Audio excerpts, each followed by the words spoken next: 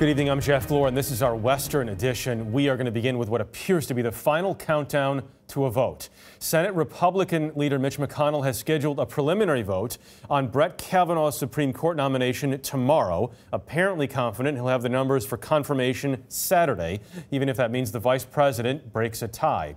Senators have been reading behind closed doors an FBI report on sexual misconduct accusations against Kavanaugh. Republicans say no corroboration was found. Democrats are not happy the FBI did not interview Kavanaugh nor his chief accuser, Christine Blasey Ford. President Trump tweeted, "This is now the 7th time the FBI has investigated Judge Kavanaugh. If we made it 100, it would still not be good enough for the obstructionist Democrats." There were demonstrations today for and against Kavanaugh. Nancy Cordes is on Capitol Hill.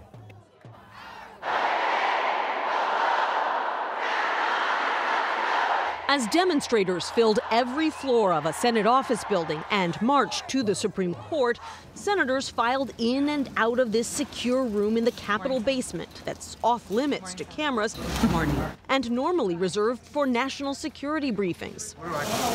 It's the only place they were allowed to view the 46-page FBI report delivered to Congress in the middle of the night.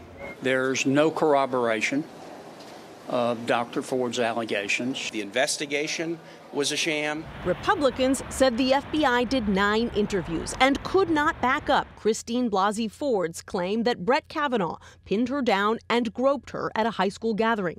Neither the Judiciary Committee nor the FBI could locate any third parties who can attest to any of these allegations. There was nothing new, no further corroboration. Democrats disputed that. In plain English, what I just read, there are hints of misconduct. The most notable part of this report is what's not in it.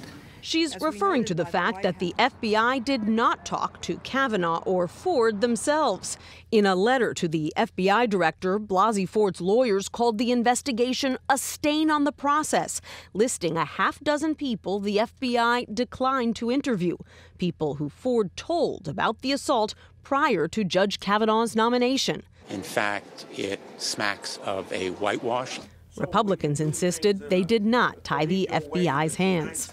Can you explain to us how you came up with your list of who should be interviewed by the FBI? The FBI was requested to conduct an investigation into any and all credible current accusations. The FBI made the decision from there as to who to interview. I think we're going to get arrested. Comedian Amy Schumer was among the hundreds detained by Capitol Police today after protesters unfurled giant banners in support of Blasey Ford.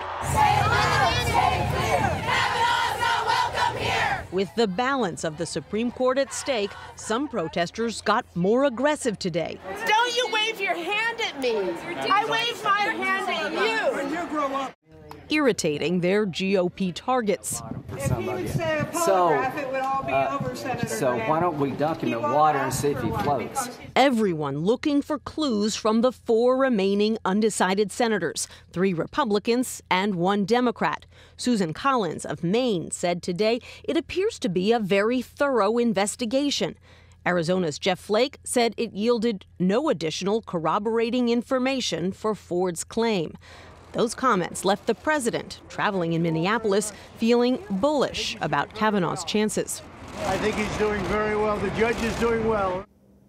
All right, Nancy's in a spot where some protesters are gathered tonight. So Nancy, what is next and when is the vote? Well, we're actually watching 2 votes. The first one will come tomorrow morning. It is a vote to end debate on Kavanaugh's nomination. That's why you've got protesters still here on the grounds of the U.S. Capitol tonight. And then, if all goes well for Republicans, they will hold a final vote to confirm Kavanaugh on Saturday so he can be seated on the Supreme Court next week. Nancy Cordes leading us off tonight. Nancy, thanks.